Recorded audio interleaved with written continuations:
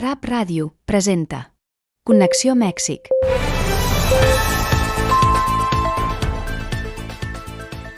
Un dimecres més a una nova edició de Connexió Mèxic. Gràcies per ser amb nosaltres en aquest espai on analitzem, conversem i posem en perspectiva els temes que marquen l'agenda política i pública de Mèxic. Avui tenim un programa ple de contingut. Com sempre, ens acompanya el nostre col·laborador en política nacional, qui amb la seva mirada crítica i experiència ens ajuden a entendre el panorama amb més claretat. Gràcies, Leonardo Alvarado, per ser-hi un cop més. I a més, tenim el plaer de rebre el nostre convidat, una veu imprescindible i coneguda, en Alonso Leal, a qui li agraïm que hagi acceptat la invitació per conversar aquest dimecres sobre el català Dalmau Costa i Vilanova, exiliat a Mèxic. Figura política durant la Segona República i la Guerra Civil Espanyola, especialment en l'àmbit del protocol i la diplomàcia de Catalunya, i empresari a Mèxic, on va establir diversos restaurants famosos i importants. Així doncs, poseu-vos còmodes perquè comencem. El bloc d'actualitat. Connexió, el fil que et connecta amb Catalunya. Benvingut de nou, Leonardo. Sempre es un plaer comptar amb tu. Hola Miriam, qué gusto estar aquí de nuevo contigo, con tu audiencia y con nuestro gran invitado Alonso Leal. Mucho gusto de estar de nuevo. Leonardo, anem ja al diàleg de notícies, si et sembla bé. ¿Qué te parece, Leonardo, si comenzamos hablando sobre la supercomputadora que México adquirirá, similar a la Mare Nostrum, esta máquina instalada en el Centro Nacional de Supercomputación de Barcelona y una de las más avanzadas del mundo? Mira, pues sin duda es una gran noticia y abre un tema muy importante que espero podamos materializar.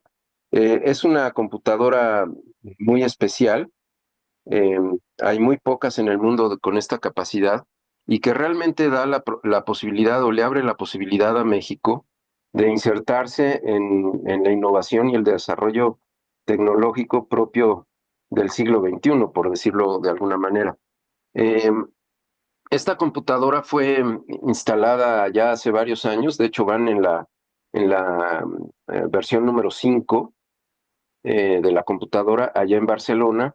Y bueno, empezando por el nombre, ¿no? Mare Nostrum tiene un nombre eh, especialmente estratégico porque habla de comunidad y habla de comunidad, ¿no? De conectividad. Mare Nostrum se refiere al mar Mediterráneo, que en su tiempo, en épocas del Imperio Romano, pues fue clave para el desarrollo social, político y económico del imperio. Así que hoy no es distinto porque efectivamente esta computadora le ha proveído a Europa la posibilidad de involucrarse en tecnologías de punto, no solamente de la inteligencia artificial, sino también de cosas extraordinariamente necesarias como es pronóstico climático y todo lo que tiene que ver con cambio climático, con la medicina genómica, que es la medicina que puede hacer una diferencia enorme en la evolución de la humanidad en próximos años, y todas estas ciencias que demandan enormes cantidades de capacidad computacional, como por ejemplo puede ser lo que se usa en astrofísica e investigación del espacio profundo, y también en la simulación de procesos sociales y otras cosas que pudieran ser utilizados por investigación en economía o antropología, incluso antropología social, para entender la evolución de los sistemas, ¿no? Entonces, México entra en el proyecto. La computadora va a estar lista hasta el próximo año, pero ya muy pronto empezará a enviar especialistas de universidades públicas y privadas y centros de investigación, sobre todo, para familiarizarse con la utilización del equipo para que se pueda utilizar en México próximamente. Desde luego que es una extraordinaria noticia, pero abre aquí el reto pues yo lo veo por lo menos de dos cosas, ¿no? ¿Para qué la vamos a usar y quién la va a usar, ¿no? Entonces, Este tema de la inteligencia artificial ha sido abordado por muchos especialistas, pero recientemente el senador Bernie Sanders hablaba de la gran diferencia de que la inteligencia artificial pudiera estar literalmente al servicio del pueblo versus a que esté al servicio de una oligarquía, que lo que busca es un desarrollo tecnológico en favor de una propuesta eh, de negocio, ¿no? Entonces, ahí México puede hacer una diferencia porque efectivamente en temas tan complicados como, que tenemos, como por ejemplo simplemente la administración del agua, ¿no? No tenemos que ir a cosas muy sofisticadas, ¿no? O otras cuestiones, por ejemplo, como de la medicina social, esta computadora podría ser un gran avance. Ahora, para sacarle realmente provecho a la computadora, no es simplemente instalarla. Lo que hemos visto a lo largo de la historia, sobre todo el desarrollo tecnológico reciente, es que estos sistemas necesitan insertarse en un ecosistema completo, donde haya desde la formación más básica hasta la investigación eh, más sofisticada y todo lo que tiene que ver con el desarrollo de aplicaciones y usos pues para el beneficio, para el bien común, ¿no? Claro. Y hay habrá el suficiente, digamos, talento mexicano para instalarla, para utilizarla, o será necesario algún tipo de capacitación y empezar a formar equipos especializados en este tipo de máquinas.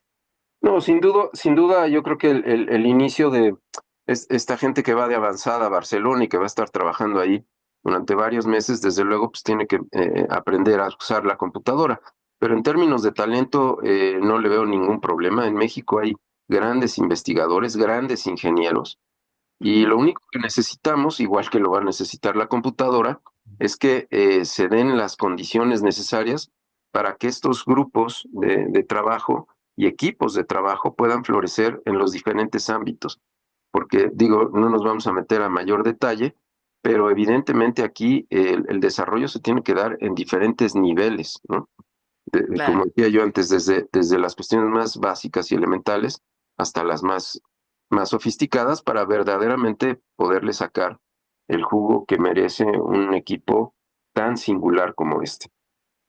Pues bueno, cambiemos entonces ya completamente de ámbito y vayamos con el triunfo de Fátima Bosch, la mexicana que ganó el Miss Universo en 2025, porque bueno, ha sido un triunfo, por cierto, que además de desatar celebraciones normales, ¿no? También ha desatado debates y sobre todo diversas lecturas políticas.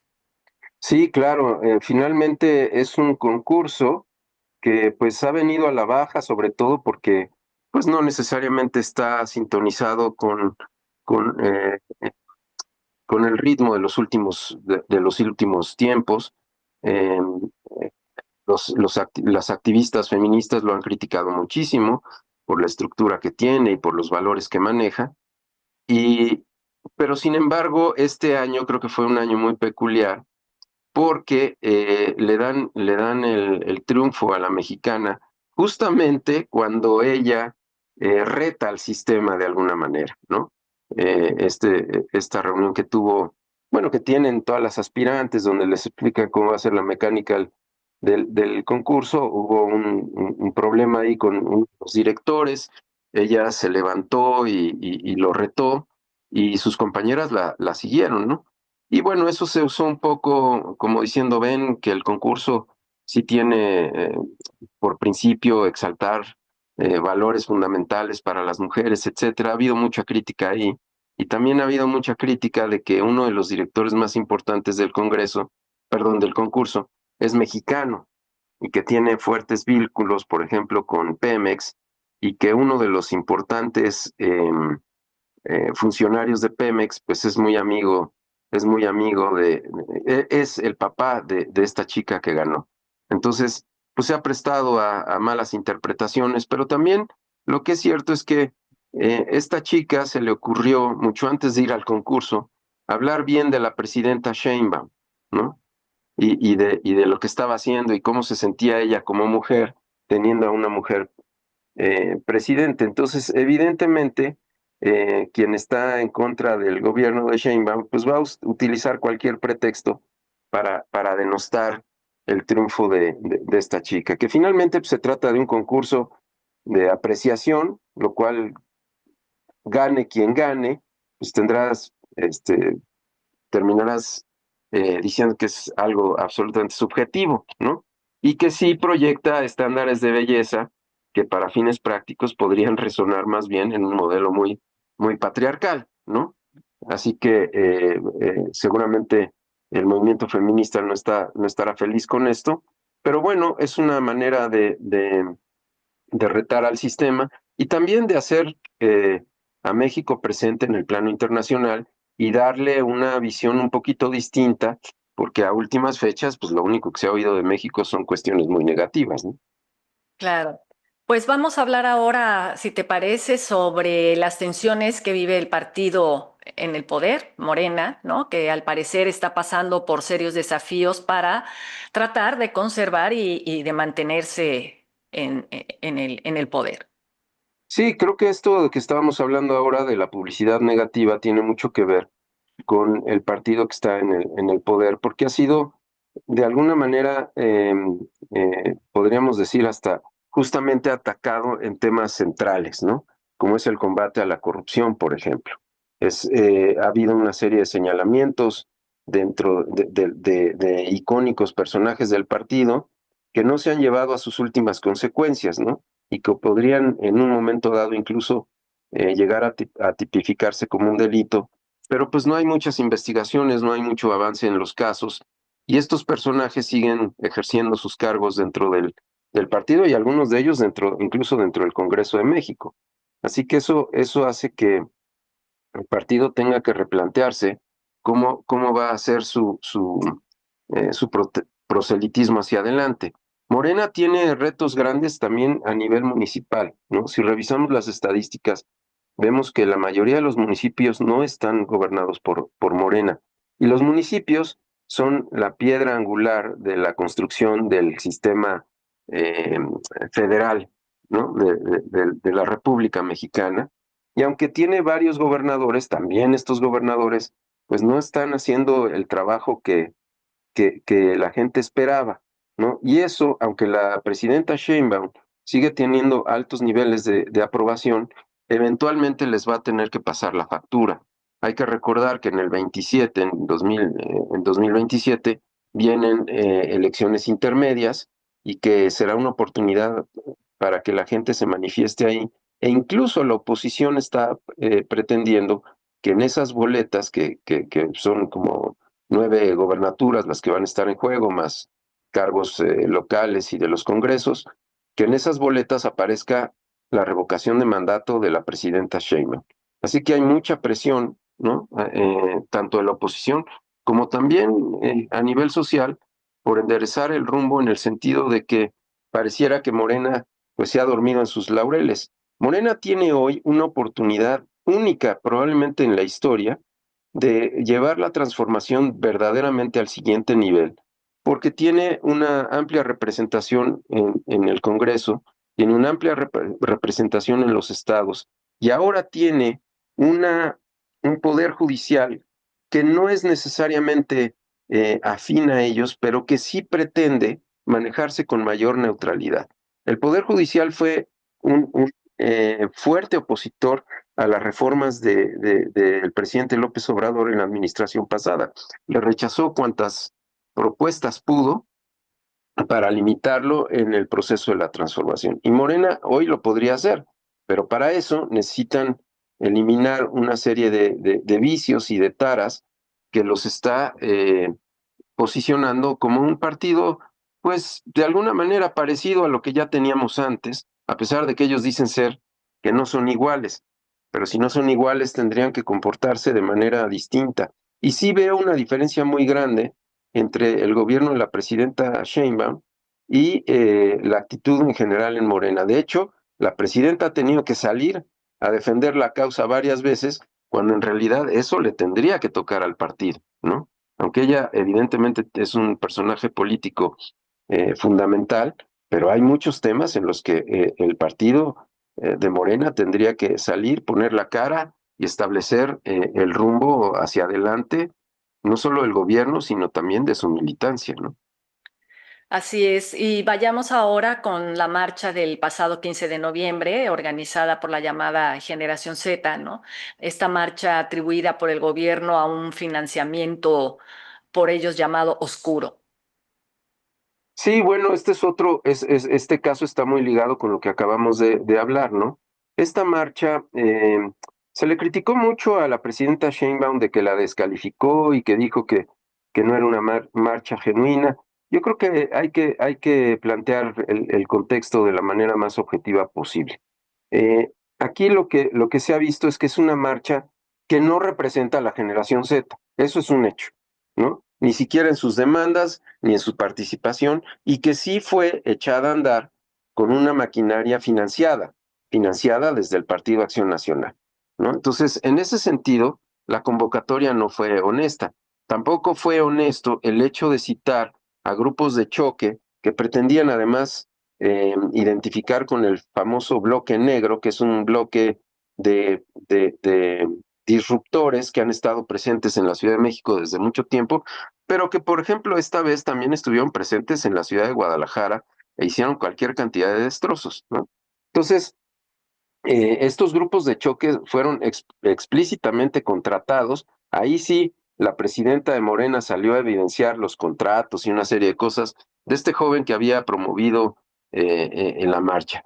Toda la promoción se veía muy artificial, de hecho, con imágenes de inteligencia artificial, y es imposible sacar de esa promoción al empresario Ricardo Salinas Pliego, quien además tiene un portal y un periódico de ultraderecha conducido por un reconocido por sus actos, periodista español, ¿no? Que se dedica a golpear y a tratar de incomodar y desestabilizar gobiernos, incluso llevarlos hasta sus últimas consecuencias. Y aquí el gran problema es que en días antes el PAN había tratado de reposicionarse ante la opinión pública como un partido más conservador y regresando como a lo básico, a los principios básicos que cualquier partido de derecha tiene, pero lo que está pasando ahora es que tanto el PAN como el PRIAN, vamos, el PRIAN en su conjunto, se dan cuenta que ha sido muy difícil recuperar el poder por la vía electoral y ahora lo que están pretendiendo, pues algo parecido a lo que pasó en Estados Unidos aquel 6 de enero, cuando se le imputó al presidente Trump haber promovido una especie de golpe de Estado y haber ido a tomar el Capitolio. Algo así era lo que querían hacer con Palacio Nacional. Entonces pasaron de ser un partido que se debatía en el espacio electoral para ser un partido que evidentemente está buscando la violencia y recuperar el poder a cualquier costo, incluso eh, a través del derrocamiento ilegítimo de un gobierno como el que tenemos hoy en día, ¿no? Y bueno, me surge una pregunta, ¿qué tan sostenible puede ser para la oposición el sostener una narrativa que está construida a partir de una marcha que combinó, pues sí, un malestar legítimo, ¿no? Pero también con estos episodios de infiltración y de tantísima violencia? Bueno, lo que sí te podría yo garantizar es que no van a ceder en la lucha, particularmente, bueno, lo vimos días después que el presidente del PAN le ofreció a Ricardo Salinas Pliego ser candidato a la presidencia para el 2030, ¿no? Algo que mucha gente eh, tiende a ver con buenos ojos por las experiencias que hemos visto en otras partes del mundo, particularmente en Argentina y en Ecuador, ¿no? Entonces, la campaña no va a ceder, van a seguir. Ahora tienen una agenda que antes no tenían, ¿no? Que son dos puntos fundamentales en el éxito del gobierno de la presidenta Sheinbaum, que es el tema de la corrupción y de la inseguridad. Dos temas que no son sencillos de resolver porque ya son un problema sistémico, ¿no? No es simplemente, y para resolverlo se requiere la participación de todos, incluso alguien que no se ha mencionado mucho es la Fiscalía General de la República, que pareciera seguir muy lentamente procesando lo que tiene que procesar, mientras, digámoslo así, el policía de la nación, Omar García Harfuch, pues sigue haciendo decomisos, capturando delincuentes, etcétera, ¿no? Desmantelando laboratorios, pero falta la otra parte. Entonces, ahí hay una buena, digamos, caldo de cultivo para que la oposición siga golpeteando al sistema. Es muy probable que esto no les sea suficiente para colocarse en el, en la, ¿cómo se dice? En la preferencia electoral de la gente, pero de que lo van a intentar hasta donde más puedan, invirtiendo la cantidad de dinero que haga falta, de eso no hay ninguna duda, Miriam. Pues entonces, bueno, continuemos hablando justo sobre este tema de de la corrupción e inseguridad, que son los dos grandes malestares de este país. Sí, claro, como lo platicábamos hace un momento, me llamó mucho la atención un par de reportajes que apareció en un periódico mexicano de circulación nacional, donde hablaban justo de estos temas. Uno que ha estado muy presente en las noticias, que es el famoso huachicol, o que así le decimos en México, a este tema de robo de gasolina, contrabando de gasolina y además todas las triquiñuelas que se hacen en las aduanas para justificar este tipo de cuestiones y que está íntimamente relacionado con el lavado de dinero, ¿no? Y por otro lado, vimos también una acción conjunta entre el gobierno de Estados Unidos y México para cancelar la licencia y clausurar una serie de casinos en diferentes partes del país, particularmente en el norte, que también han funcionado como instrumentos de lavado de dinero. Entonces, todo esto está muy conectado porque lo que es muy triste es que el tema del crimen organizado ya se volvió un ecosistema que involucra a mucha gente. Hay mucha gente que participa ahí. Entonces ves involucrados, por supuesto, a políticos, por supuesto, a nivel municipal, a nivel estatal, incluso a nivel federal, que están insertos en agencias importantes como puede ser aduanas o incluso dentro de las Fuerzas Armadas como puede ser la Marina o el Ejército, empresarios involucrados, ¿no? Vimos, por ejemplo, este decomiso que se dio en España, ¿no? De un importante decomiso en España, en una oficina de un famoso cártel mexicano, que te habla de esta increíble red que se ha construido alrededor del mundo en donde se trafica con todas estas cosas que además requieren de dos insumos importantísimos. Uno es el lavado de dinero y otro de la industria armamentista, porque son organizaciones extraordinariamente violentas y con capacidades bélicas sorprendentes, ¿no? Digámoslo así, visión medio romántica que teníamos de los narcotraficantes que aparecieron en varias series de televisión, pues ya es cosa del pasado, porque esto ya es un sistema completo que está funcionando en diferentes niveles y que desmontarlo no va a ser nada fácil. Es más, yo escuché a un analista decir, esto no tiene solución, o sea, de ese tamaño es, pero lo que sí podemos hacer, y ahí es donde las instituciones del Estado se vuelven fundamentales, es empezarlo a contener, a minimizarlo y a ponerlo en un lugar donde afecte lo menos posible a a la sociedad. Pero el crimen organizado pues tiene socios muy poderosos en todos los niveles, incluso a nivel internacional, ¿no? Empezando por el enorme consumo y la enorme demanda que hay en el mismo lugar donde se pretende combatir más fuertemente, que es los Estados Unidos, ¿no? Y en este panorama de un Estado que parece incapaz de responder a la violencia y de frenar viejas prácticas, pues la corrupción emerge precisamente como la raíz estructural del problema. ¿Qué pasa con casos como los de Pemex o de Segalmex que continúan alimentando esta percepción de impunidad? Sí es, por eso decía que otro de los temas aquí que habrá que abordar es justamente qué vamos a hacer con la Fiscalía General de la República, ¿no? el fiscal de la nación tendría que ser el número uno combatiendo este tipo de cosas, ¿no? Por ejemplo, hay un organismo del gobierno federal que es justamente para combatir la corrupción, a la que nadie le hace caso, porque es una entidad que se generó, que está en la ley, pero que no tiene dientes, no tiene capacidad de investigación, no tiene capacidad de persecución, etcétera. No es precisamente una fiscalía, tendría que volverse una. En fin, ahí tenemos una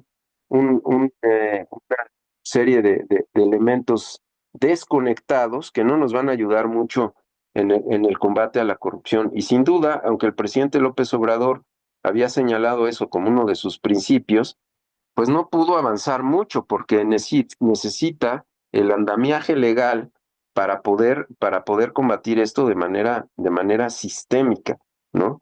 Y en el caso de la presidenta Sheinbaum, esto lo puede llevar a la necesidad de una transformación mucho más profunda del Estado, porque, como ya lo habíamos platicado antes, Miriam, primero necesita mucho dinero para combatir esto, y con la estrategia actual de perfeccionar la recaudación, no le va a ser suficiente.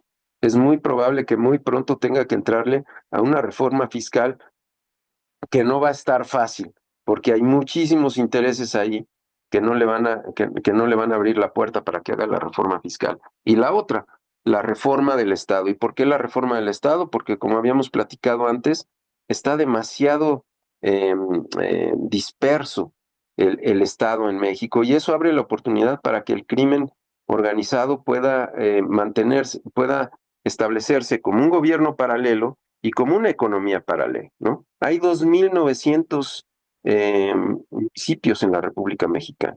Entonces, coordinar eso es francamente casi imposible. Tendríamos que hacer un replanteamiento de cómo se tienen que organizar los estados, los municipios, para que de verdad la fuerza del Estado se haga valer, ¿no? O sea, hay municipios que tienen 2 patrullas. ¿Qué haces con eso? No, no puedes hacer mucho, ¿sí me explico? En cambio, el crimen organizado ahí está muy bien escalonado, está muy bien estructurado, está muy bien plantado, así que pues sí se adueñan de partes del territorio y es muy difícil removerlos, ¿no? Y en este caso, por ejemplo, ¿cómo pueden los ciudadanos, cómo podrían los ciudadanos ejercer un control, digamos, efectivo, ¿no? Sobre gobiernos estatales, ya que hablas de municipios, cuando la corrupción y la impunidad, pues bloquean herramientas de rendición de cuentas, como es el caso de Sinaloa, ¿no? Donde la revocación de mandato no aplica. Sí, no aplica porque la ley entró después de que el gobernador, entonces tenemos que esperar un ciclo para que entre. Pues este es un tema que va a tomar tiempo y sí, efectivamente un camino o uno de los elementos que va a ayudar a esto es justamente el asunto de la revocación de mandato, ¿no? El poder cuestionar a tus gobernantes y el poder pedirles cuentas claras y si no, destituirlos de manera democrática. Ahora, eso también cuesta dinero. No es barato hacer estas elecciones o estos procesos de revocación de mandato, ¿no? Entonces, también el manejo de las finanzas, un sano manejo de las finanzas, eh, en fin, es un problema bastante complejo y yo creo que lo que tendríamos que hacer los ciudadanos es sí estar muy presentes. Hay gente que dice, no, pues yo no soy apolítico y yo no me meto en eso. No, no, sí métete y sí habla con tus organizaciones vecinales, y sí busca a tu diputado, y sí escríbele, y mándale cartas, y hace evidente que algo no está funcionando en tu comunidad. Eso finalmente, y lo hemos visto en diferentes partes del mundo, esas cosas empiezan a cobrar fuerza, y a veces, incluso hasta sin un liderazgo específico, se empiezan a generar corrientes que terminan, sí, modificando las tendencias electorales de manera genuina y verdadera, ¿no? Así que en ese sentido, pues sí, creo que como ciudadanos, el participar, el decir, no el buscar el encono, no de ideologías, no, el decir, oye, esta comunidad de verdad necesita esto, esta comunidad de verdad está padeciendo X o Y cosas, porque finalmente sí se escuchan, pareciera que no, pero si no se escuchan de una manera, se escuchan de otra. Ahora, ¿qué hay sobre, bueno, el que frente a a la complejidad de la inseguridad, en donde, bueno, al final no todo es represión, se ha hablado sobre el deporte como una especie de estrategia de prevención? Claro, uno de los elementos centrales en el combate a la inseguridad tiene que ver con la reconstrucción del tejido social, ¿no? Y ahí, por ejemplo, me gusta ver que la presidenta está tratando de utilizar el próximo evento que viene a México, que es el Campeonato Mundial de Fútbol, como un pretexto para poder reconectar comunidades y llevar el deporte, porque además el deporte tiene muchas virtudes, ¿no? El deporte público, no el deporte privado, ¿no? El deporte público tiene muchas virtudes que sí ayudan y que sí reorientan a comunidades enteras, ¿no? Mira, toda proporción guardada, pero lo vimos hace tiempo en los Juegos Olímpicos de Barcelona. Si tú ves cómo fue que la presencia de los Juegos Olímpicos eh, literalmente cambió la infraestructura, generó un auténtico ecosistema en España, y tiempo después empezaste a ver a deportistas españoles destacando en muchas disciplinas, ¿no? Y compitiendo en los más altos estándares mundiales. Y eso es porque se aprovechó la infraestructura, se aprovechó los patrocinios, se aprovechó la inversión privada, la inversión pública. Ojalá pudiéramos ver, porque hay una serie de actividades que propuso la presidenta, es muy grande y además cruza por todas las edades. Hay evidentemente muchas actividades para jóvenes, pero también hay actividades para gente de la tercera edad. Entonces, en ese sentido, pues sí es de aplaudirse una iniciativa que esté intentando reconstruir el tejido social, ¿no? Y ojalá que no sea llamarada de petate, como decimos en México, y que de verdad esto se convierta en un proceso hacia adelante que sí puede hacer una transformación importante a nivel social. Otra vez, no es la panacea ni la bala de plata, pero por supuesto que esto ayuda muchísimo, ¿no? Ahora, en medio de un debate cargado de tensión política, el diputado Raúl Torres del Partido de Acción Nacional protagonizó un acto que muchos califican de performance trumpista en el Congreso capitalino. ¿Qué nos puedes decir al respecto? Sí, sin duda un acto lamentable porque mira que pararte a hablar en inglés en el Congreso de la Ciudad de México y estar pidiendo, además un inglés muy pobre, ¿no? Para colmo, eh, eh, pidiendo la intervención de un gobierno extranjero, pues habla muy mal de ti, habla muy mal del partido que representas, porque además el PAN no le hizo una llamada de atención, simplemente lo dejó ser. Y también te habla de que la lucha ha dejado de ser electoral y que está ahora centrada en las narrativas, incluso llevándolo hasta otros términos. Recordemos que este periodista que trajo a México, Ricardo Salinas Pliego, para que le maneje sus redes sociales y le maneje este periódico que tiene en línea, es un periodista que ha estado en diferentes lugares de América Latina en prácticas eminentemente golpistas, ¿no? Así que, y bueno, no el acto del diputado, pero sí vimos como una información tergiversada le llegó a oídos del presidente Trump y declaró abiertamente ahí en Casa Blanca que estaba muy preocupado por lo que estaba pasando en México y que se sentía hasta decepcionado. Y luego, a preguntas de los periodistas, dijo que él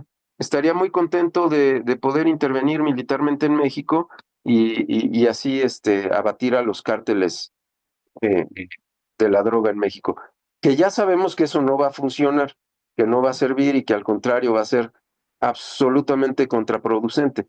Pero este tipo de manifestaciones provocan, ¿no? Que en la prensa internacional se hable de México de una manera pues distorsionada, porque no vamos a negar que sí tenemos muchos problemas que resolver, particularmente el de los que ya hablamos, pero tampoco podemos decir, oye, somos un estado fallido y lo que necesitamos es la intervención norteamericana o esto se va a desmoronar, ¿no? Ahora, ¿qué está sucediendo con la crisis diplomática entre México y el Perú? Fíjate que ese es un tema bien delicado, Miriam, porque el presidente interino de Perú lo que quiere es entrar a la embajada y sacar de ahí a la exsecretaria que tiene asilo por el gobierno de México. Algo muy parecido a lo que pasó en Ecuador eh, hace algunos meses, ¿no? Que también teníamos un asilado político. Las fuerzas policíacas de Ecuador entraron a la embajada y se lo llevaron a jalones. Eso es lo que pretende hacer el presidente de Perú. Y eso lo que hace es que sí habla de un resquebrajamiento profundo de la unidad latinoamericana, porque además, si hicieran eso, habría que ver, por ejemplo, cuál va a ser la respuesta del presidente Trump o la opinión del presidente Trump a un acto de esa magnitud, ¿no? Porque no es solo si México o Perú, es un acto que habla de del derrumbamiento de todas las instituciones diplomáticas que pudiéramos imaginar alrededor del mundo, ¿no? Es decir, si Perú hace eso sin consecuencia alguna, pues entonces al rato, quién sabe quién más va a invadir las sedes diplomáticas de quién sabe quién, ¿no? Y esto se va a volver un caos eh, eh, muy difícil de contener. Y por otro lado, si ocurriera, ¿qué va a decir el presidente Trump? Que, oye, qué bueno que entraron por una delincuente, porque como no piensa igual que él y no es de su corriente política, y está muy a favor de los estados que están siendo, ¿cómo se dice?, totalmente alineados a la postura de Washington, y pues evidentemente eso evidenciará una contrapuesta absoluta con México, con quien se supone que tiene una sociedad, con quien se supone que está negociando un nuevo tratado de libre comercio y con quien se supone que está elaborando una coordinación importante para combatir la delincuencia y otras cosas, ¿no? Entonces, sí es un caso muy delicado, ojalá que no prospere en ese sentido, al contrario, porque abre la puerta a muchas calamidades eh, en el mundo, no solo diplomático, sino en la geopolítica global, ¿no? Y bueno, hoy en la Ciudad de México, bueno, la Ciudad de México amaneció con un mega bloqueo de transportistas importante. ¿Cuál es el alcance y cuáles los motivos de este bloqueo? Fíjate, interesante, porque otra vez creo que las demandas de los grupos, tanto transportistas como campesinos, pues sí tienen son genuinas, ¿no? Los transportistas, incluso hay empresarios nacionales e internacionales que están pensando en abrir un capítulo especial en el Tratado de Libre Comercio por la enorme cantidad de asaltos y robos, ya ronda por ahí de los 7.000 millones de dólares el daño que se le ha causado a la industria del transporte en México, ¿no? Entonces, no puede ser que tú en transporte de mercancías estés prácticamente seguro de que en algún momento te van a asaltar, te van a robar, a secuestrar o a matar, ¿no? Entonces, por supuesto que ¿cómo se llama? Las demandas son absolutamente genuinas y del lado de los campesinos, otra vez, eh, pues los precios justos, el apoyo al campo, etcétera. Pero, por ejemplo, sí hay como cierto nivel de suspicacia al decir en el caso de los campesinos, por ejemplo, ¿por qué no se unieron a la marcha del 20 de noviembre que organizó don Jacobo, a quien entrevistamos en este programa hace una semana, Ujú. quien además de tener un diagnóstico muy preciso, tiene demandas que no solo son genuinas, sino que son accionables, con muchos retos, ¿no? Entonces, ahí empiezas a ver que también em, estas paros tienen un componente político de presión y algunos analistas dicen que hasta de chantaje al gobierno de la presidenta Sheinbaum. Hubo organizaciones de transportistas que dijeron que no se iban a subir ¿cómo se llama? Al paro, e incluso estás viendo que en algunas casetas o en algunas carreteras, porque la marcha o el paro está convocado en 20 estados de la República y además está sobre las carreteras más importantes que nutren a la Ciudad de México. Y tú ves que en las casetas hubo como cortes intermitentes, porque claro, tú haces un paro de 10, 12 horas y muchas de las mercancías que además del costo real se van a perder, se van a echar a perder porque no pueden estar paradas en la carretera 20 horas, ¿no? Entonces, sí hay ahí una mezcla, ¿no? Otra vez de genuinidad, de algo muy genuino, con algo que pudiera ser, estar siendo utilizado de manera política. La secretaria de Gobernación dijo, oigan, ¿por qué se van a la calle si hemos tenido diálogo todo el tiempo? Y están las mesas de diálogos abiertas y los estamos escuchando. Y claro, hay demandas que no se van a poder implementar de un día para otro, entre otras cosas porque tendrían que pasar por el Congreso. Y otra vez ahí en el Congreso. O sea, hay todo un proceso no complejo, pero digo muy complejo, pero sí, claro que debería de haber una iniciativa.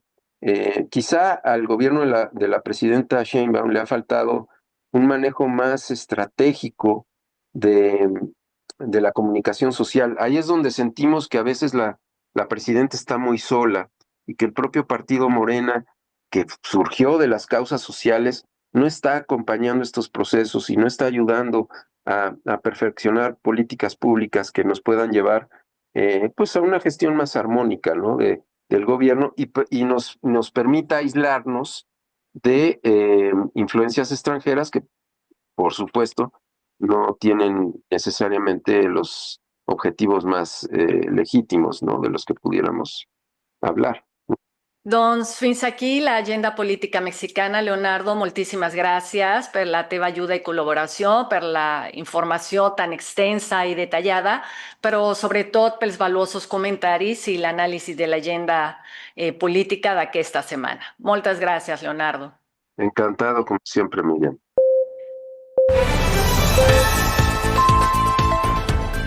Ara continuem amb la secció d'opinió, on abordo el tema de la cuina catalana i mexicana per destacar algunes característiques, la riquesa gastronòmica i les fusions d'influències que enriqueixen ambdues tradicions culinàries. La comparació gastronòmica entre Mèxic i Catalunya revela ponts culturals inesperats i un enorme potencial creatiu. Els tacos, símbol viu de la cuina mexicana, encarnen la flexibilitat i la riquesa multisensorial d'un país que ha fet del blat de moro el seu fonament culinari i del carrer el seu escenari més dinàmic. Davant el pa amb tomàquet català, senzill en la seva aparença però profunda en la seva filosofia, representa l'essència mediterrània, el respecte pel producte, la proximitat i la puresa del sabor. Aquesta diferència no separa, sinó que obre una conversa entre dues maneres d'entendre la cuina, una conversa que avui troba terreny fèrtil en la fusió contemporània. La cuina de fusió, en aquest cas, neix com una trobada entre dos universos culinaris, el català i el mexicà. És, com diu un xef català, una sinfonia de sabors que connecta els qui mengen a Mèxic i els qui mengen a Catalunya. Productes locals, tècniques apreses a tots els costats de l'Atlàntic i una intuïció afinada construeixen plats on tant el comensal mexicà com el català hi troben alguna cosa familiar gairebé domèstica. Són tradicions que, tot i néixer de lògiques diferents, comparteixen un treball per capes, sabors que se superposen, es barregen i es transformen. En algun punt, aquestes capes s'entrecreuen de manera natural, gairebé inevitable. És aquí on comença la màgia. Productes locals, tècniques apreses a tots dos costats de l'Atlàntic i una intuïció afinada construeixen plats on tant el comensal mexicà com el català hi troben alguna cosa familiar, gairebé domèstica. Són tradicions que, tot i néixer de lògiques diferents, comparteixen un treball per capes, sabors que se superposen, es barregen i es transformen. En algun punt, aquestes capes s'entrecreuen de manera natural, gairebé inevitable, i és aquí on comença la màgia. El mole mexicà, profund, dens, ritual, apareix com la contrapart perfecta del romesco català, vibrant i mediterrani, tots dos santuaris de tècniques antigues que avui inspiren la creativitat dels xefs. El mole, elevat a símbol per l'alta cuina mexicana contemporània, funciona com una narrativa en si mateix, mentre que el romesco demostra com amb pocs ingredients, però amb una tècnica acurada, es pot construir un sabor poderós. El mescal lligat a la xavara i al foc dialoga amb la ratafia catalana, amb la seva complexitat herbal i la seva tradició de maceracions domèstiques. Aquests sabors tan diferents en origen troben un punt comú en la seva profunditat aromàtica i en la idea de beguda identitària. La fusió ha estat un concepte sobreutilitzat i sovint malentès, però quan dues cuines es barregen amb criteri i respecte sorgeix quelcom honest. En aquest projecte culinari compartit conviuen les cendres i la brasa des de totes dues perspectives. Mèxic, amb la seva tradició d'utilitzar el rescoldo, una tècnica tradicional de cocció que consisteix a aprofitar les cendres i brases calentes del foc per cuinar aliments. Els ingredients es col·loquen sota la cendra calenta i entre brases apagades, aconseguint una cocció lenta amb un sabor fumat natural. Aplicat amb precisió en un context català, es pot integrar sense destruir la identitat del plat. Catalunya, per la seva banda, ofereix una manera distinta de treballar la brasa, més centrada en el control del calor, però capaç d'enriquir-se amb aquest foc, aquest toc fumat, que caracteritza la cuina mexicana. Dos camins diferents que, units, obren la possibilitat d'obtenir contrastos dins d'un mateix plat sense perdre autenticitat. A la Ciutat de Mèxic hi ha una forta presència de cuina espanyola, però la cuina catalana hi té poca presència. Tanmateix, malgrat la poca visibilitat de la gastronomia catalana a la capital mexicana durant els festivals gastronòmics de cuina espanyola, molts assistents celebren la presència catalana i l'oportunitat de tastar i apropar-se i conèixer-la també. És important assenyalar que des de fa anys diversos embotits catalans es poden trobar en botigues especialitzades en productes catalans i actualment també en els anomenats supermercats a Mèxic. La riquesa de la cuina catalana i mexicana des de la fusió es mostra com una mena de diàleg. Un exemple senzill de contrast cultural es troba en quelcom tan quotidià com el bocadillo o la torta mexicana, abundant i concebuda com un plat complet entre pans, és completament diferent del bocadillo català, més sobri, centrat en el pa i en un bon embotit. Aquesta diferència simbòlica mostra com cada lloc construeix la seva pròpia lògica gastronòmica i perquè l'intercanvi pot enriquir totes dues bandes. En ampliar el coneixement de tècniques, ingredients i perspectives es fomenta una mirada més oberta, més curiosa i més disposada a redescobrir sabors. En aquest context, la fusió Mèxic-Catalunya no sorgeix per casualitat, sinó d'un interès genuí per explorar identitats i construir noves narratives culinàries.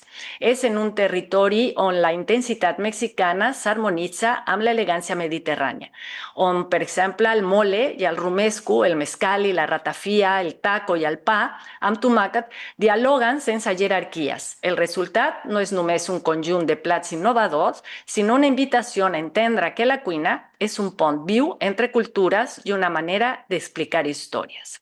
L'entrevista. Connexió. El fil que et connecta amb Catalunya. I ara sí, ja ens espera el nostre convidat i col·laborador de Radio Amèrica Barcelona, Mèxic, en Alonso Leal, per conversar sobre un altre català destacat, Dalmau Costa i Vila.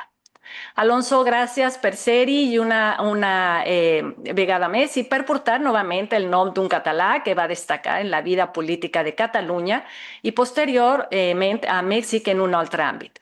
El restaurador que parlava amb presidents, Dalmau Costa, i el poder del protocol. Benvingut, Alonso. Gracias, Miriam, muy amable. Como siempre, es un gusto y un privilegio estar contigo y con Leo en este programa. Se decía en los años 40 que la aspiración o la ambición de cualquier mexicano que se considerara importante era en ese entonces pues vivir en las lomas de Chapultepec, conducir un Cadillac y poder tutearse con Dalmau Costa. Así, eso es lo que publicaba un diario de la capital mexicana y así también lo confirmaba y lo reafirmaba el escritor catalán exiliado en México, Vicent Riera Llorca. Con una afirmación tan contundente, la pregunta obligada es, ¿quién fue entonces Dalmau Costa? Pues mira, Miriam, Dalmau Costa nació en 1902 en el Port de la Selva, en el Ampurdát, y venía de una familia que tenía una al parecer primero una fonda y después se convirtió en un hotel, y por lo tanto, desde el principio en la familia, la tradición de atención, digamos, del restaurante era parte de la tradición familiar.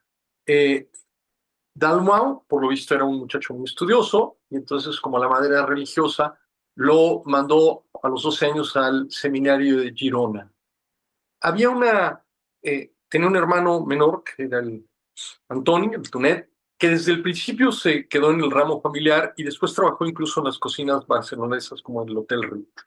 En el seminario de Girona, Dalmau Costa hizo relación con una serie de republicanos catalanistas, algunos importantes como Josep de Segarra, ¿no? Y estuvo un tiempo en el seminario hasta que colgó los hábitos, y de ahí llegó a Barcelona. En Barcelona participó, se hizo amigo de Josep Tarradellas desde los años 30 y participó en la fundación de Esquerra Republicana de Cataluña.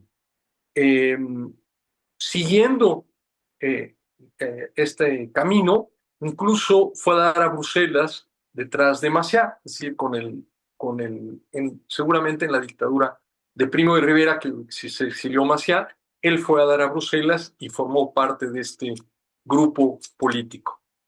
En el momento en el cual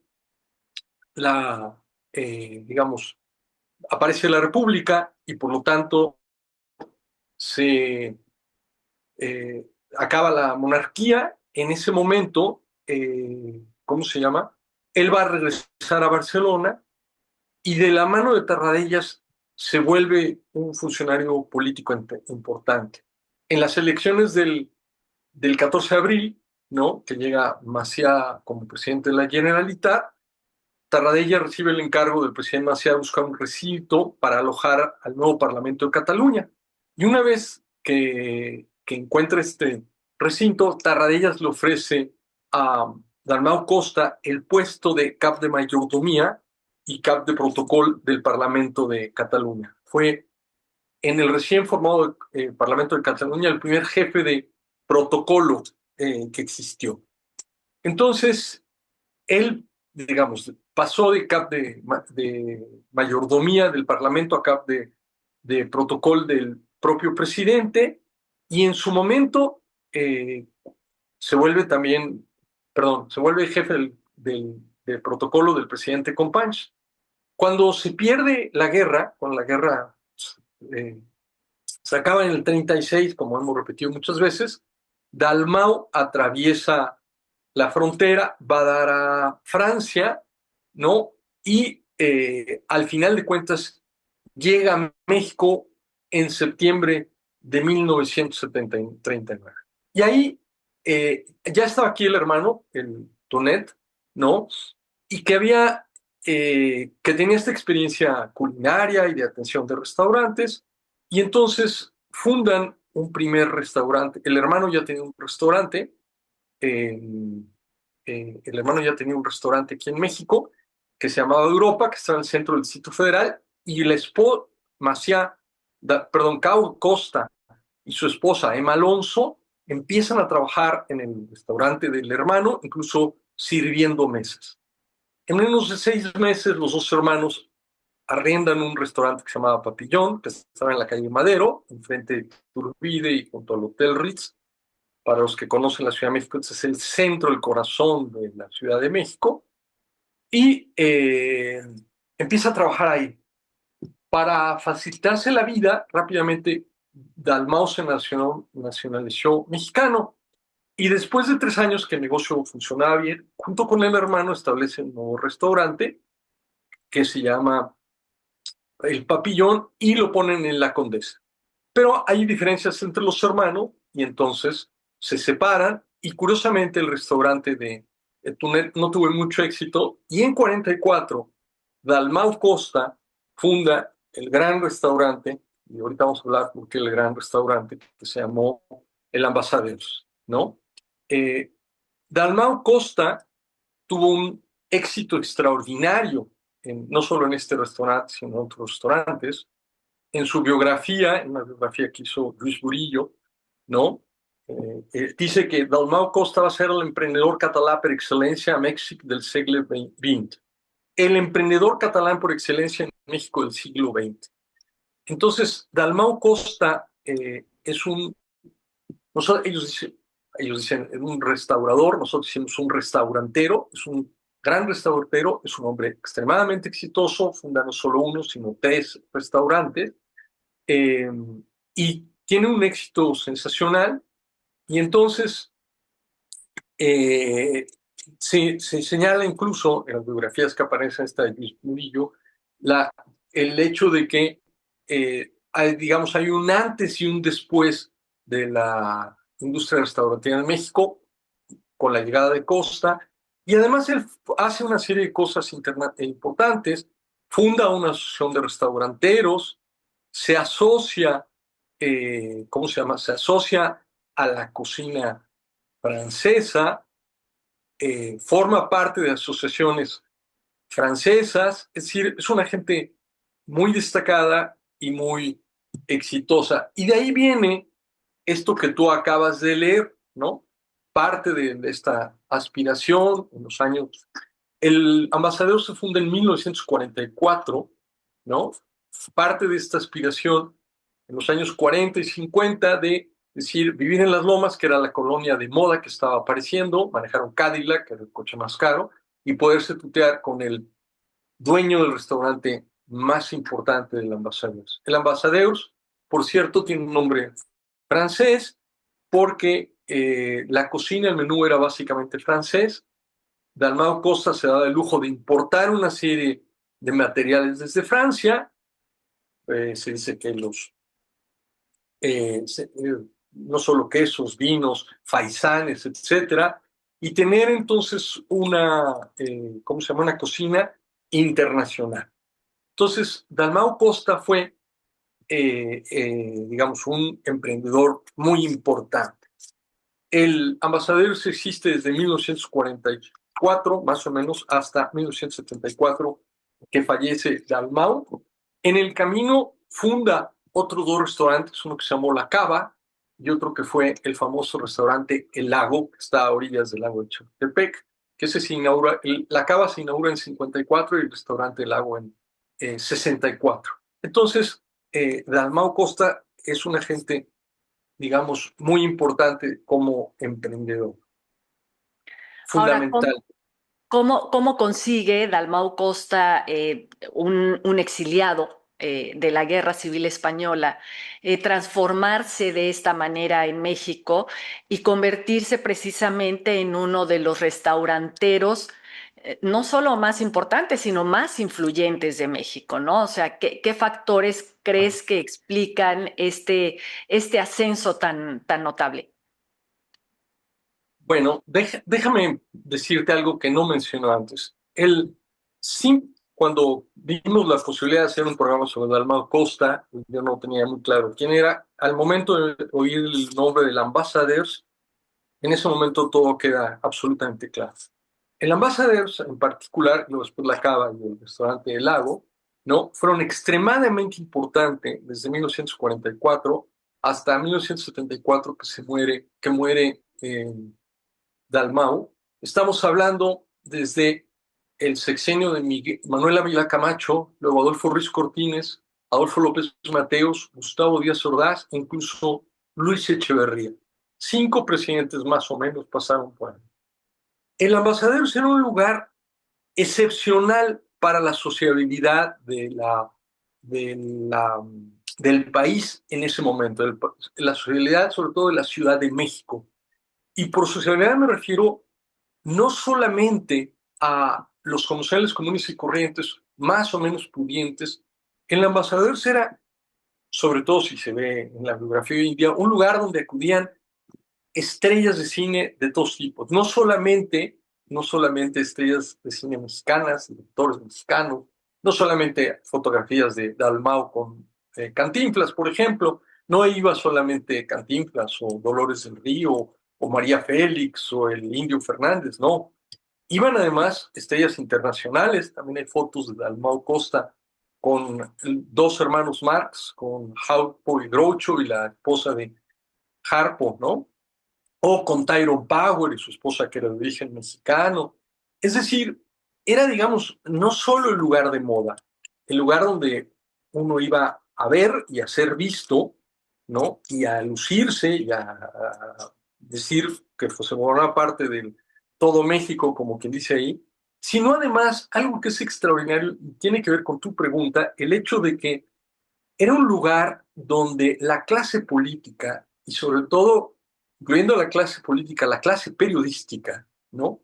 Asistían continuamente. El Ambassador estaba situado en la lateral de Reforma, en los bajos del edificio donde estaba el periódico Excelsior. Entonces, con frecuencia un periodista bajaba de la parte de arriba, de la planta alta, al restaurante.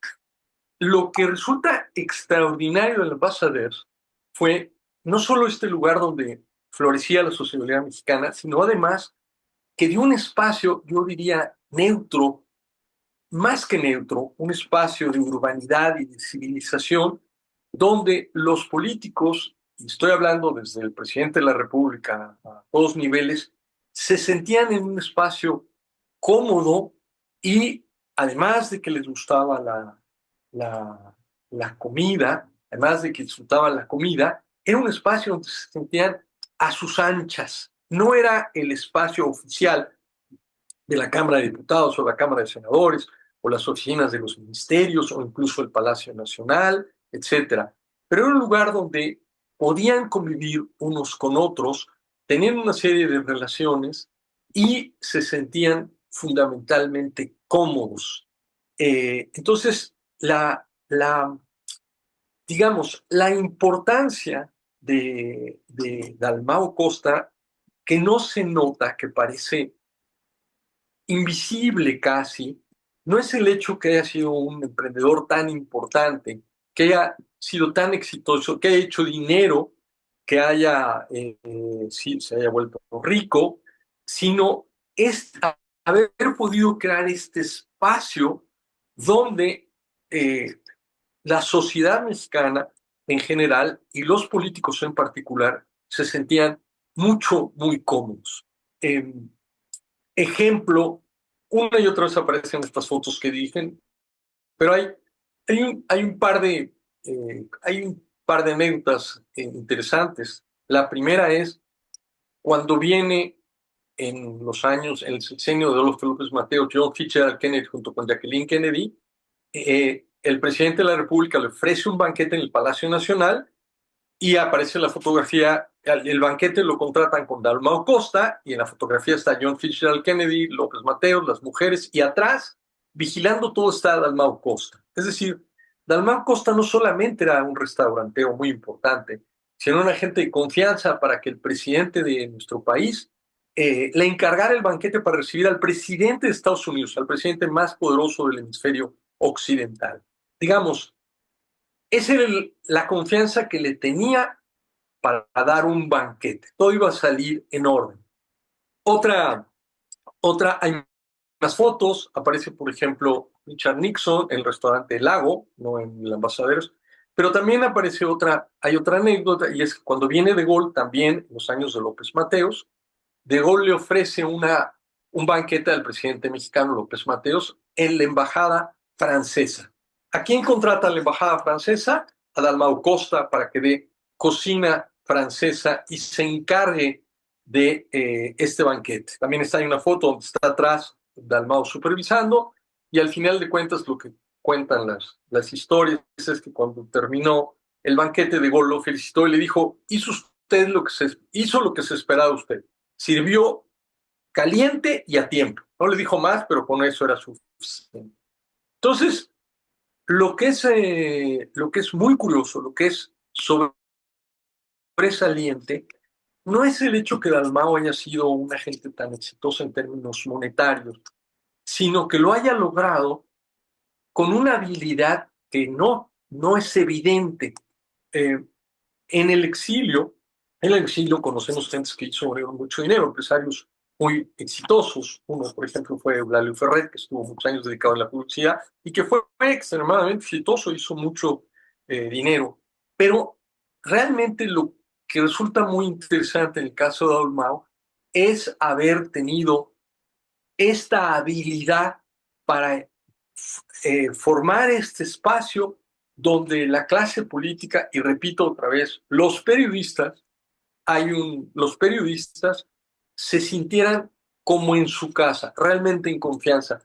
Cuando hablamos del ambasador, recordé que en un libro que escribió Vicente Leñero, que se llama Los periodistas, que habla de la salida de una serie de periodistas del periódico Excelsior, una y otra vez referían que bajaban a comer al ambasador, ¿no? O sea, como parte del diario, terminamos, estamos trabajando y bajamos al ambasador. La clase política, y no se nos olvide que, digamos, el periodismo se llama también el cuarto poder y está permanentemente ligado a la clase política, encontraban este espacio de intercambio social, de comunicación, de alianzas, de muchas cosas en este restaurante. No solamente en el ambasador es el icónico, sino también en restaurantes como La Cava o como el restaurante El Lago, que por cierto nosotros en nuestra juventud conocimos bien, tanto La Cava como el del Lago, ¿no? No el ambasador, porque no estamos en la parte política necesariamente. Y otra cosa además interesante, a propósito de este espacio de sociabilidad, el 10 de octubre ustedes hicieron un programa con Evelia Reyes Díaz que se llamaba 24 cuadras per segundo respecto al cine mexicano. Y esta historiadora mencionaba, no se me olvida, que decía ella, una de las explicaciones por las cuales hubo esta época de oro del cine mexicano fue porque el Estado mexicano invirtió muchos recursos en promover la industria cinematográfica, ¿no? Decía ella que hubo tiempos en los cuales cuando se hacía una película en México, el 50% de los fondos provenían del Estado. Imaginemos ahora un restaurante sofisticado, elegante, de muy buen nivel, con muy buen servicio, donde no solamente iban las estrellas de cine, los productores de cine, los directores de cine, los actores, sino también estaban ahí los políticos que muchas veces financiaban estas películas. Entonces, evidentemente, digamos, como esta, no inercia, sino este movimiento, llevaba a unos y a otros a este restaurante, ¿no? Entonces, lo que es extraordinario de Dalmau Costa, y eso desde mi punto de vista, en la información que yo encontré en Wikipedia y incluso hay una biografía importante que se acaba de hacer de él, que promovió la Fundación Josep Irla, ¿no? Digamos, se concentra en buena medida en este éxito, bueno, la biografía, pero en el éxito como restaurantero y en el impacto que tuvo en la industria restaurantera mexicana. Pero lo que es difícil de percibir desde fuera es estos casi 30 años en los cuales Dalmau Costa se encontraba, y tú lo acabas de decir muy bien, se encontraba en el centro del poder y hablaba directamente desde el presidente de la República para abajo. También hay otra anécdota famosa que ahorita me acordé. Siendo presidente Gustavo Díaz Ordaz, dio una entrevista en el ambasador, le gustaba ir al ambasador, y entonces se burló de sí mismo y se le dijo a los periodistas, dicen que los poblanos, porque los poblanos somos doble cara, ¿no? Los poblanos tienen fama de doble cara, de hipócritas. Decía, ¿ustedes creen que con la cara, que si yo tuviera otra cara, traería puesta la que tengo, porque era muy feo, Díaz Ordaz? Y, ¿cómo se llama? Esa fue una entrevista, siendo presidente, que le hicieron al ambasador. Y la otra también, a propósito, en esa misma entrevista, Díaz Ordaz dijo, no vamos a redurar las relaciones, no vamos a establecer las relaciones con España Franco. Mientras esté Franco, no caminamos. Este era digamos, el nivel de influencia que tenía Dalmau Costa. Y nada más para terminar esta parte, como dije, y a Leo le tocó también, todos conocimos el restaurante El Lago que está en el bosque de Chapultepec. Esto es algo que tampoco resulta evidente, sino para los mexicanos y los chilangos. El bosque de Chapultepec es una gran área natural todavía, un gran jardín, que es un espacio público. Y no solo es un espacio público. En 1964 pertenecía a lo que se llamaba hasta el 2015 el Distrito Federal. Desde el punto de vista de formación política en México, la sede de los poderes federales no podía ser un estado por separado. Se copia el modelo estadounidense y así como Washington está el Distrito de Columbia, en la cual no hay un gobernante, pero no hay un parlamento, ni hay un congreso, ni hay un poder ejecutivo separado, ¿no? Sino hay un jefe de departamento nombrado por el gobierno federal. Así era el Distrito Federal. El terreno del bosque de Chapultepec, entonces, que sigue siendo muy grande, todavía se toma un teleférico que sirve de transporte público y cruza por encima del bosque de Chapultepec, y hay una parte donde están todavía los campos militares. Bueno, ese era terreno federal, no era terreno ni siquiera estatal ni municipal, bajo la administración y el gobierno del gobierno federal. El caso es que en 64, al entonces le decían el regente de hierro, que era Ernesto Pérez Urzúa, que fue regente o jefe del Departamento Federal desde 52 hasta 66, desde Adolfo Ruiz Cortines hasta Díaz Ordaz, 3 presidentes o 2 presidentes y medio, y él cambió y transformó esta ciudad. Tuvo la idea, o alguien le dio la idea, de que en este terreno federal, junto a un lago artificial, es el lago del bosque de Chapultepec, ¿no? Sería buena idea poner un restaurante. Y entonces, no, es decir, de lo que poco que leí, parece que hubo un concurso, que se llamó un concurso, para darle la concesión a un restaurantero a que hiciera un restaurante. Pues el restaurantero fue ni más ni menos que Dalmau Costa, que hizo un proyecto muy interesante con un arquitecto llamado Alfonso Ramírez Ponce, que fue discípulo de Félix Candela, un arquitecto del exilio, y que hace una construcción especial a orillas del lago, en terreno federal, con una concesión para poner un restaurante extremadamente exitoso, donde ahí está, mencioné, ahí aparece la foto de, por ejemplo, Richard Nixon, o también en 67 aparece la foto del cantante Raimón comiendo con Dalmau Costa. Digamos, Dalmau Costa tenía la capacidad, en su momento tal vez, de ponerle la idea a Ernesto Pérez Urzúa, decir, oiga, ¿por qué no pone un lago ahí? ¿Por qué no pone un restaurante junto al lago artificial que está haciendo? Porque esa parte además se le debió a Urzúa. O para que Urzúa le dijera, oiga, voy a hacer aquí un lago artificial, ¿y por qué no pone usted un restaurante? Y el otro le dijera, claro que sí. De ese nivel era la influencia y las relaciones que tenía Dalmau Costa, un emigrado catalán, un exiliado catalán de Esquerra Republicana que llegó aquí en 39 y que fue capaz de introducirse en el centro del poder mexicano. Y esto, digamos, no es evidente cuando se piensa nada más en términos del restaurante y de que, digamos, era un restaurante de mucho éxito. ¿Y será que esta capacidad que llegó a tener o esta capacidad de hacer de su restaurante un centro de reunión, digamos, del poder, ¿no? Por hablar de los políticos a quienes conjuntaba, se habrá debido a toda esta experiencia que él generó como cap de protocolo en Cataluña? Sí, yo creo que esa es la explicación, Miriam. Hay que decir, ahorita me concreto, hay que decir que Dalmau Costa, ¿no? Siempre fue amigo de Josep Tarradellas. Hasta 59 hubo una separación, pero además, siendo un empresario muy exitoso y teniendo medios, teniendo dinero, por ejemplo, él apoyó a la sección más numerosa de Esquerra Republicana de Cataluña en el exilio. Él siguió siempre apoyando a Esquerra Republicana en el exilio. Además, fue muy generoso con el Orfeo catalá, con los Juegos Florales, es decir, siempre fue una gente muy generosa. Incluso, Tarradellas se quedó en Francia y entonces, como mencionaba, la cocina de la Mercedes era francesa, entonces él compraba una serie de insumos en Francia y al parecer utilizaba también a Tarradellas como agente.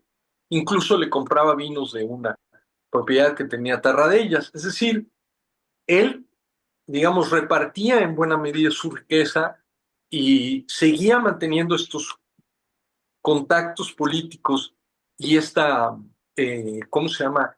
Y este trato político. Y diría yo que Dalmau Costa era, por definición, un político. Dicen incluso que cuando Tarradellas llegó ya después de la Constitución y todo esto a Cataluña, se acordó en algún momento dado, aunque tuvieron diferencias, en algún momento dado, él exclamó diciendo que qué barbaridad, qué falta le hacía un hombre como Dalmau Costa en aquellos momentos, ¿no? Entonces, no podemos olvidarnos de dos cosas. La primera es, Dalmau Costa, digo yo, antes que un restaurantero, antes que un anfitrión, era un político, ¿no? Además, eh, venía de una familia pequeña, de una familia de gente que se dedicaban a la atención, había pasado por 4 años por lo menos, o un poco más, por el seminario, tenía una formación teológica, filosófica y todo, pero era fundamentalmente un hombre político. Y era un hombre, Maciá lo nombró cap de mayordomía. Encontré en esta información que encontraba que, bueno, en primer lugar, no existía ese puesto porque no existía el Parlamento de Cataluña. No, él no pasó por un concurso, ni por oposiciones, ni por nada por el estilo. Lo nombraron pensando que era la gente correcta. Y en buena medida, ¿no? En buena medida parece que estas formas, el protocolo que aparece cuando es cap de mayordomía del Parlamento, él lo inventó de alguna forma. Estas formas, esta contención, esta manera de funcionar, no necesariamente todas las formas, de todo, digamos, la liturgia parlamentaria, pero sí, en buena medida, Dalmau Costa hizo este trabajo inexistente previamente. Yo creo que justamente esta habilidad, esta capacidad que él tenía para hacer un espacio político de tal manera que en el espacio político pudieran desarrollarse una serie de actividades políticas, hacía la enorme diferencia de Dalmau Costa como este anfitrión de restaurantes tan importantes. Yo creo que Dalmau Costa era una gente que entendía con gran claridad la importancia de las formas y del protocolo y el de cómo darle a cada quien su lugar. Y eso fue la clave del éxito del restaurante. Encontré una cita de Joan Manuel Tresserras, que es el presidente de la Fundación Josep Irla, cuando se presentó el libro al que hago referencia, Luis Burillo, ¿no? Que decía, y yo creo que aquí está la clave, decía, lo voy a leer primero en catalán y luego se los traduzco en español. Em sembla que Dalmau Costa era una persona civilitzada i en aquest terreny va arribar a un grau elevat de perfecció i això acaba de fer als locals que ell obria més enllà i això acaba de fer atractius als locals que él obria més enllà dels menús que podia ofrecer. Parece que Dalmau Costa era una persona civilizada y que en este terreno iba a llegar a un grado excelso de perfección, y eso acababa o completaba de hacer atractivos los locales que habría más allá de los menús que podía ofrecer. De alguna manera, ¿no? Estaban los menús, pero Dalmau ofrecía un espacio de civilización, ¿no? Donde los comensales asistían gozosos. Yo creo que el fenómeno de Dalmau Costa es extraordinariamente interesante porque él fue capaz de aplicar estas capacidades políticas y esta capacidad de entendimiento del protocolo a un lugar donde justamente los poderosos en este país se sintieron, no solo los poderosos, ¿no? Todo tipo de gente se sintió cómodos en este lugar. Y además, para concluir, digamos, para terminar este asunto, Dalmau Costa muere en 74. Dejó 3 restaurantes, la cava sobrevivió hasta todavía varios años, aunque se cambió de lugar original, el restaurante Lau estuvo cerrado, se volvió a abrir, pero el fenómeno de Dalmau Costa y su éxito murió con él. Él no pudo regresar a España, no le tocó vivir la muerte de Franco, ni la transición, ni la nueva monarquía, ni ver que Roger Tarradellas fuera presidente. Todo eso ya no lo vivió. Repito, hubo diferencias con Tarradellas hacia 59, lo acusó con otros miembros del partido de Esquerra Catalana del autoritarismo, lo acusó de autoritarista a Tarradellas, y ya no pudo regresar a Cataluña. Pero lo interesante para esta perspectiva que estoy ofreciendo es que al final de cuentas los restaurantes no solo era la buena cocina, no solo el buen servicio, sino de alguna manera desaparecen cuando muere Dalmau Costa. Algo interesante también que no había mencionado es la esposa de Emma Alonso, que era una actriz extraordinariamente guapa y que, como dije en un momento dado, cuando llegan al hermano de Tunet, al restaurante de Tunet, los dos sirven mesas. Cuando funda el Ambassador, la que está a cargo de la caja es Emma Alonso. O sea, ella trabajó codo con él y era además una gente del medio artístico, ¿no? Entonces, seguramente también eso facilitaba la recepción de estas artistas del cine mexicano y de todos lados. Pero fue una gente muy importante, su mujer en esta historia. Pero en conclusión, como tú bien lo dijiste en el título de esta parte, yo creo que Dalmau Costa entendía perfectamente bien el poder del protocolo, ¿no? Y que eso fue lo que le permitió a él insertarse de manera tan exitosa en la sociedad mexicana y sobre todo en los círculos del poder. Doncs, Alonso, moltíssimes gràcies per compartir la teva perspectiva sobre Dalmau Costa i Vila. Conèixer la seva trajectòria ens ha permès valorar no només la seva capacitat empresarial i innovadora a Mèxic, sinó també la seva extraordinària habilitat per relacionar-se amb personatges tan importants de l'època. També el seu compromís amb Catalunya i amb la cultura del seu país en l'exili.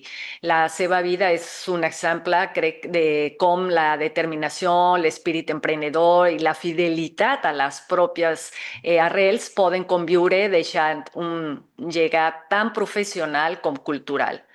Gràcies, Alonso, per portar avui a un personatge com el Dalmau Costa i per ajudar-nos a conèixer-lo, a entendre la dimensió humana i històrica d'aquest personatge. Al contrario, Miriam, como siempre, muchas gracias a ti. I gràcies a l'audiència per acompanyar-nos i pels missatges que ens fan arribar. Ens retrobem el proper dimecres a una nova emissió de Connexió Mèxic.